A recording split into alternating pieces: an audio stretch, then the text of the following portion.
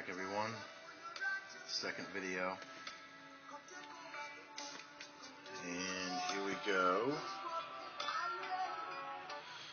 Okay, I know that, like I said, that was a lot to take in. It really is. It's something that you really need to have the book to sit down and read, and then have that information be supported by the earlier information that precedes it in this book. And that really just drops you in the middle of nowhere almost with an understanding. And I'm sorry that I did that, but I feel that it's necessary, because still with such little understanding, you still get portions of the truth that will be relative to what you do know. And then, like I said, that should be motivation enough for you to look further. Alright, where we left off was right before this chapter entitled The Lucifer Manifesto, and this is going to be basically outlining his doctrine, okay?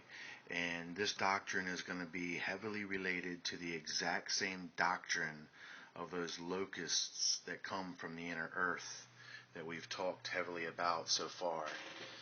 So, bear with me, my friends. This will reveal a little more information for us.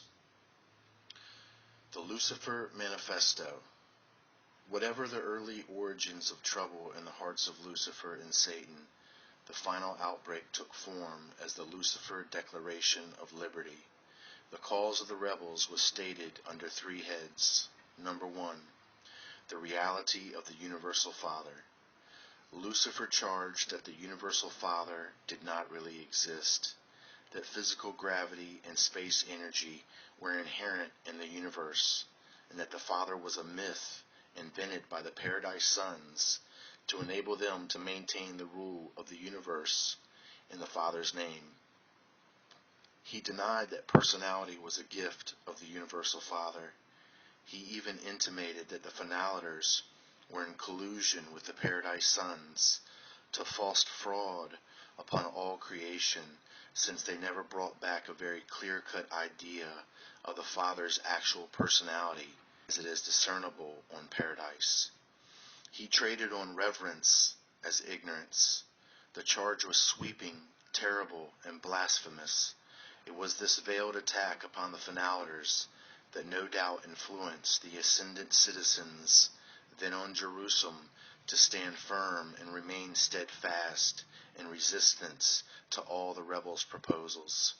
Number 2, the universe government of the Creator Son. Michael. Lucifer contended that the local systems should be autonomous. He protested against the right of Michael, the Creator Son, to assume sovereignty of Nebadon in the name of a hypothetical Paradise Father, and require all personalities to acknowledge allegiance to this unseen Father. He asserted that the whole plan of worship was a clever scheme to aggrandize the Paradise Sons. He was willing to acknowledge Michael as his Creator Father, but not his God and rightful ruler.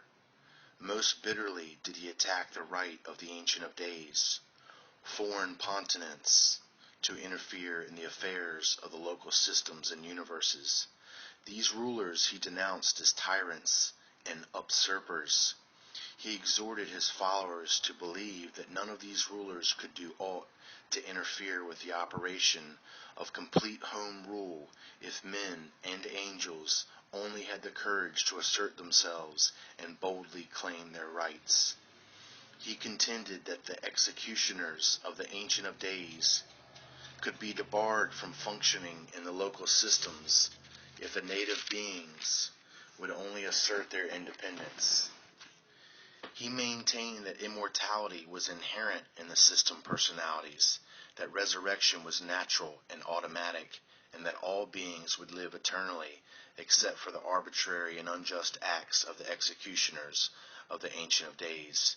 Number 3, the attack upon the universal plan of ascendant mortal training. That's us. We're the mortals here, and this ascendant is meaning that salvation, that eternity that has been offered to us to become perfect in eternity, even as the Father is. So, as we state here, it says the attack upon the universal plan of ascendant mortal training. Lucifer maintained that far too much time and energy were expended upon the scheme of so thoroughly training ascendant mortals in the principles of universe administration, principles which he alleged were unethical and unsound. He protested against the age-long program for preparing the mortals of time and space for some unknown destiny, and pointed to the presence of the Finalter corpse on Jerusalem as proof that these mortals had spent ages of preparation for some destiny of pure fiction. With derision he pointed out that the Finalters had encountered a destiny no more glorious than to be returned to humble spheres similar to those of their origin. He intimated that they had been debauched by overmuch discipline and prolonged training, and that they were in reality traitors to their mortal fellows, since they were now cooperating with the scheme of enslaving all creation to the fictions of a mythical eternal destiny for ascending mortals. He advocated that ascenders should enjoy the liberty of individual self-determination. He challenged and condemned the entire plan of mortal assertion as sponsored by the Paradise Sons of God and supported by the Infinite Spirit. And it was with such a declaration of liberty that Lucifer launched his orgy of darkness and death. Okay, so that gives you a little bit of an outline, okay, of the true nature and details and sophistication of his doctrine, and what he is literally accusing, what he is literally trying to stop from happening, what he is trying to get between us and our progression, as it is stated, our ascension throughout the different levels of eternity. Through each level we become even more perfect than we were in the last. And that's done by all our own choosing. Remember, Christ prepares the way, but we must travel it. You know, he doesn't promise that there's no work. What Christ promises is that there is rest for those who do work. So there's a lot of things, my friends, that of course we're not in understanding of, and we're missing a lot of details. And that's just kind of what I'm kind of hoping to spur on in your mind, is that understanding of some of these details. Alright, I'm going to skip here and pop in on the problems of the Lucifer Rebellion, paper 54. Evolutionary man finds it difficult fully to comprehend the significance and to grasp the meanings of evil, error, sin, and iniquity. Man is slow to perceive that contrastive perfection and imperfection produce potential evil, that conflicting truth and falsehood create confusing error, that the divine endowment of free will choice eventuates in the divergent realms of sin and righteousness, that the persistent pursuit of divinity leads to the kingdom of God, as contrasted with its continuous rejection, which leads to the domains of iniquity. God neither created evil nor permitted sin and rebellion. Potential evil is time existent in a universe embracing differential levels of perfection, meanings, and values. Sin is potential in all realms where imperfect beings are endowed with the ability to choose between good and evil. I'm going to read that again. Sin is potential in all realms where imperfect beings are endowed with the ability to choose between good and evil. The very conflicting presence of truth and untruth, fact and falsehood, constitutes the potentiality of error. The deliberate choice of evil constitutes sin.